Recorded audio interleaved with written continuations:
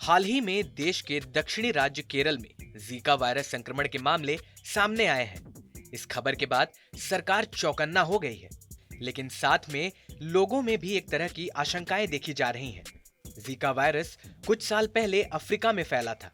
इसका लाइलाज होना और इसका टीका अभी तक विकसित नहीं हो पाया है, लेकिन यह कोविड-19 की तरह जानलेवा भी नहीं है। फिर भी पहले से ही कोविड-19 महामारी से जूझ रहे देश में इसको लेकर चिंता होना स्वाभाविक है। लेकिन यह जानना बहुत जरूरी है कि यह संक्रमण कितना खतरनाक है, यह कैसे फैलता है और इसके बचाव के लिए कौन सी जरूरी कदम उठाने चाहिए। जीका वायरस के संक्रमण का असर डेंगू के बुखार, पीला ज्वर, वेस्ट नाइल वायरस के बुखार की तरह ही होता है। यह संक्रमण एडिस इजिप्टाई मच्छर के काटने से होता है। इसकी प्रजाति से डेंगू का वायरस भी फैलता है। यह संक्रमण प्रमुख रूप से इस मच्छर के काटने से ही होता है, लेकिन यह गर्भवती मां से बच्चों में भी आ सकता है। वैसे तो यह संक्रमण किसी को भी हो सकता है, लेकिन इसका जोखिम सबसे ज्यादा गर्भवती महिलाओं को ही होता है। इसके अलावा असुरक्षित यौन संबंध बनाने से भी यह संक्रमण फैलता है। संक्रमण होने पर जीका वायरस संक्रमित व्यक्ति के खून में अमूमन 1 सप्ताह तक रहता है। इस संक्रमण के लक्षण में आमतौर पर हल्के ही होते हैं। इसमें बुखार, बदन पर दाने, जोड़ों में दर्द जैसे लक्षण देखे जाते हैं, लेकिन अधिकांश लोगों में इसके लक्षण दिखाई नहीं देते हैं। सामान्यतः 5 में से 1 ही संक्रमित लोग होंगे जिसमें इसके लक्षण दिखाई देते हैं। अब अहम बात यह है कि इस बीमारी से किसी को मरते अभी तक नहीं देखा गया है। बेशक जीका वायरस का कोई इलाज नहीं निकला है। कई दशक से दुनिया में मौजूद यह वायरस सबसे पहले 1947 में युगांडा में पाया गया था। इसके बाद साल 2015 में ही मध्य और दक्षिणी अमेरिका में सबसे बड़ी संख्या में इसका संक्रमण पाया गया था। लेकिन इसका सबसे ज्यादा प्रभाव गर्भवती महिलाओं और उनके पैदा होने वाले शिशुओं में देखा गया।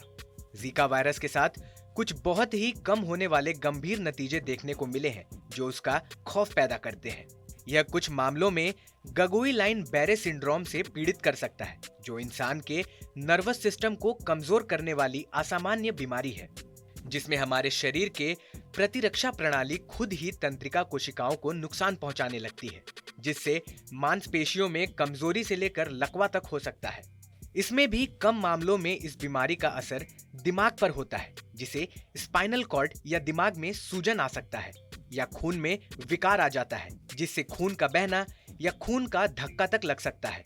इसके अलावा संक्रमित महिला के नवजात शिशु में मस्तिष्क विकार आने के साथ माइक्रोसेफाली जैसा विकार भी हो सकता है, जिसमें जन्म से ही सिर का आकार छोटा होता है।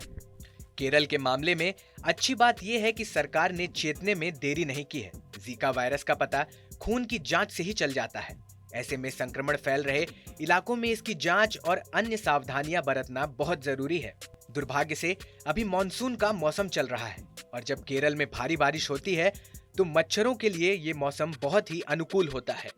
फिर भी सही तरह की सावधानी और तत्परता से इस खतरे से बचा जा सकता है। इस वीडियो पर अपनी राय हमें कमेंट सेक्शन में लिखकर जरूर बताएं। साथ ही देश और दुनिया की तमाम बड़ी खबरों के लिए सब्सक्राइब करें TV9 डिजिटल।